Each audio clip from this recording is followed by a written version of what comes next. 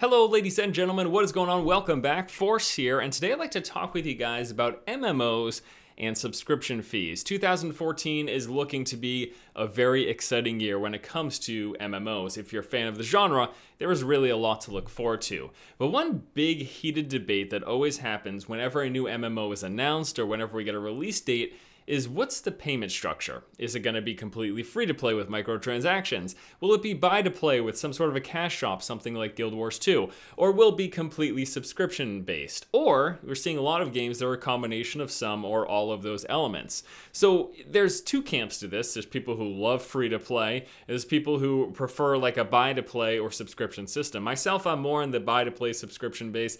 I like what Guild Wars 2 did, and I actually prefer subscription games to either of the other two camps, but we'll get into why that is a little bit later on. Pretty much comes down to design decisions and how the game is structured with microtransactions in mind, or not if you have that sub fee. But anyways, subscription fees. How do you guys feel about them? I really feel like the overall consensus on the internet is people just don't want subscription fees. There's so many great high quality games, and we're just looking at MMOs. We're not talking about titles like League of Legends or Dota where they're free to play games and there's microtransactions. Just specifically looking at MMOs, and it doesn't need to be MMORPG. It can be an MMO shooter or space based. We've got games like Defiance and stuff like that. Upcoming games like Destiny. But anywho, subscription fees.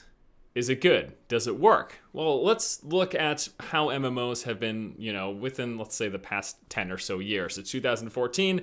We're actually, 10 years now from the launch of World of Warcraft. So some of the two key games that launched with subscription fees, they're still working on just that basis today, or primarily that basis, are World of Warcraft and EVE Online. Two games, they launched with a sub fee, they still have a sub fee today. Between the launch of those two games and now, there have been a lot of other MMOs that have come out, some of which have had sub fees, but then dropped them and gone to a free-to-play or a hybrid model. You look at Star Wars The Old Republic, that's probably the biggest example. It's such a huge title that launched, massive amounts of money put into its development. Title from EA and BioWare. I mean, again, so much, it was a big game, it was a big deal when it launched. People played it, and then the subscriber numbers just dropped. In fact, it dropped from around 2 million to about 1 million, and that was around the point where they decided to make that free-to-play transition. And that has been the case, not on that big of a scale, but for pretty much every other game since World of Warcraft and EVE that have launched with a sub fee, they've eventually transitioned into free-to-play. So you look at that and you say, okay, well then it's obvious that that's where the market is going. That's where people are inclined to be more interested in playing these games free to play, because obviously if they're willing to consistently pay that sub fee, then these games, why would you transition? There's no reason to transition if you can continue to get a sub fee from a vast majority of your subscriber base, from your player base. Then you would want to do so. You would want to keep it in place and mandatory.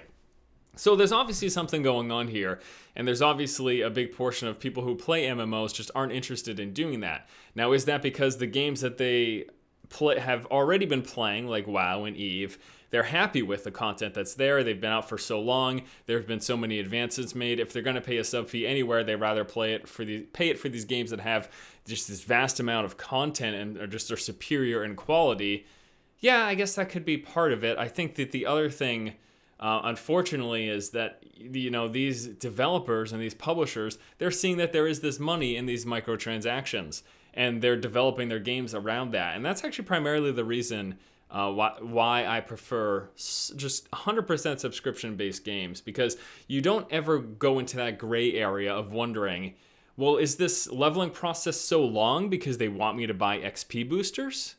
Did they purposefully design this game to make it a terrible grind to incentivize me spending money? And of course, I'm okay with spending money because I prefer subscription fee. I prefer buying a box and paying a subscription fee because I just want everything there. I don't want to have to think about, not that I don't mind thinking, but I don't want to have to think about the nefarious decisions that were made in development to make the game terrible to play unless you buy these boosters, unless you buy those extra things. Now, of course, when you have free-to-play, there's less of barrier to entry. That means that you potentially get a larger player base, but I just don't like having to deal with cash shops personally, and that's a personal opinion. You can be okay with it.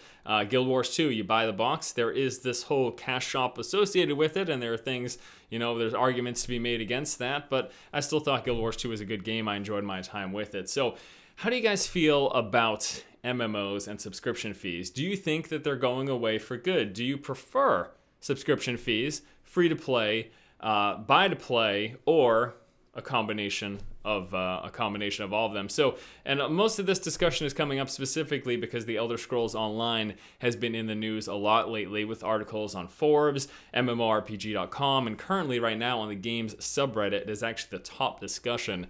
People are just up into frenzy about the sub fee for ESO. I think part of the reason behind this for this particular game is because there's been such a negative conversation around it. It seems like whenever ESO is brought up, I say this so many times. I've said this so many times in so many discussion videos, but honestly, it's not just me pushing out these vibes. Whenever ESO is brought up, you read the comments and it's overwhelmingly negative.